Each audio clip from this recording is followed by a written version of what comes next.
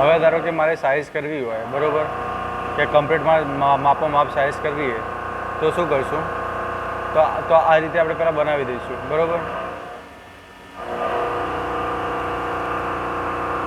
આ રીતે પહેલાં બનાવી દઈશું. હું પેલું આગળનું સ્કેચ કેન્સલ કરું.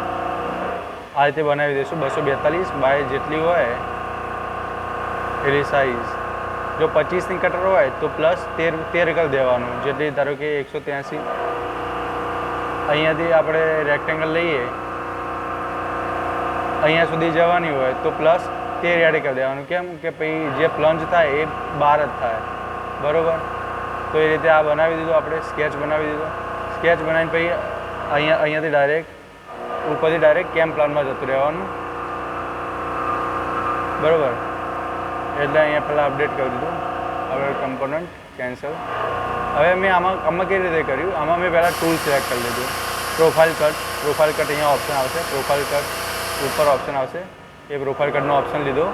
એમાં પહેલાં ટૂલ નાખી દીધું, 25નું ટૂલ, 1.2નો રેડિયસ બરાબર. જે ઇન્ફોર્મેશન જોઈતી હતી એ બધી મેં નાખી દીધી. પછી પેરામીટર. તો પેરામીટરમાં શું, ટેન્જન્ટ ટુ બાઉન્ડ્રી, અને ટેન્જન્ટ થવું જોઈએ બરાબર. અને આની ડીપ કેટલી હતી, ડીપ એના કરતાં 1.5 mm 2 mm વધારે નાખી દેવાની.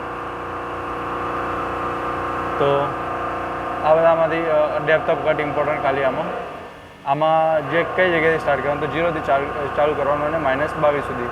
આમાં ઓન ધ બાઉન્ડ્રી કદી નહીં રાખવી બરાબર, કારણ કે આપણે પ્લેટની સાઇઝ કરવી. જો ઉપરના ઉપર કરવી હોય તો આપણે ઓન ધ બાઉન્ડ્રી આપી શકાય.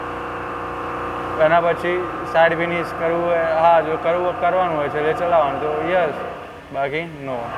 ક્લાઇમ્બ તો ક્લાઇમ્બ બરાબર. ક્લાઇમ્બને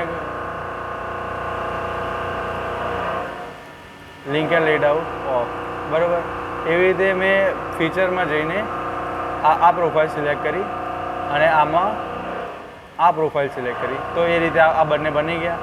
જો પેલું ના આવતું હોય તો પેરામીટરમાં જઈને, હવે ધારો કે મેં આ પ્રોફાઇલ સિલેક્ટ કરી, જો આ સાઈડ આવતું હોય તો રિવર્સ ડાયરેક્શન નો આપી દેવાનું બરાબર. તો એ રીતે આવી જશે જો ના આવતી હોય તો.